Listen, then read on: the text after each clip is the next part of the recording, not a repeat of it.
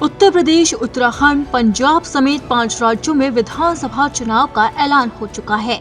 इसी के साथ ही चुनाव आयोग ने राजनीतिक दलों पर अपना चाबुक भी चला दिया। आयोग ने तारीखों के ऐलान के साथ साथ सख्त नियम भी लागू किए, जिसके तहत किसी भी राज्य में रैलियों और रोड शो के आयोजन की इजाजत नहीं होगी। इसके अलावा किसी भी नुक्कड़ सभा का आयोजन भी सार्वजनिक स्थानों पर नहीं किया जा सकेगा। साइकिल रैली और बाइक रैली और पदयात्रा जैसी चीजों पर भी रोक रहेगी। देश में बढ़ते कोरोना वायरस को देखते हुए चुनाव आयोग ने ये कदम उठाया है।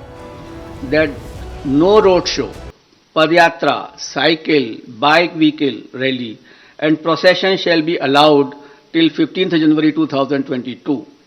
Commission shall subsequently review the situation and issue further instructions accordingly.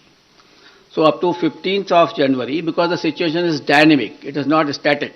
No road show, no padayatra, no cycle, bike or vehicle rally and any procession. Similarly, no physical rally of political parties or probable candidates or any other group related to election shall be allowed till 15th January. चुनाव आयोग ने साफ किया है कि bike rally पर भी पाबंदी रहेगी। रात 8 बजे के बाद चुनाव प्रचार पर रोक रहेगी। ये सभी पाबंदियां 15 जनवरी तक लागू रहेंगी।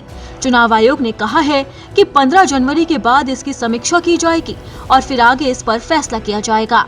चुनाव आयोग का कहना है कि डोर टू डोर कैंपेन में भी 5 से ज्यादा लोग नहीं जा सकते।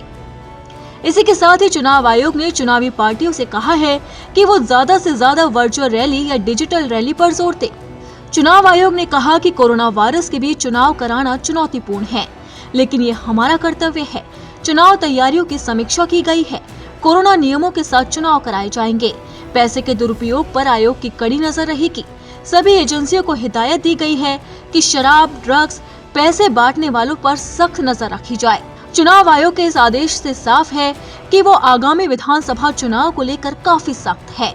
कोरोना वायरस को देखते हुए चुनाव आयोग ने सख्ती भी बरतनी शुरू कर दी। तभी तो इतिहास में पहली बार रैलियों पर रोक लगा दी गई। इससे प्रचार पर खासा असर पड़ेगा, क्योंकि सभी राजनीतिक दलों ने अपनी कमर कस ली थी और सभी के फरवरी तक के चुनावी रैलियों के प्लान पूरी तरह से तैयार थे। यहाँ तक कि 9 जनवरी को पीएम मोदी भी लखनऊ में हुंकार भरने वाले थे, लेकिन अब चुनाव आयोग का चाबुक चल चुका है, जिसकी वजह से कोई भी राजनीतिक दल रैली नहीं कर पाएगा।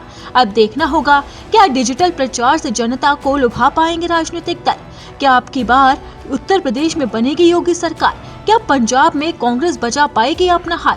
और मणिपुर, गोवा और उत्तराखंड में क्या होगा चुनावी हाल?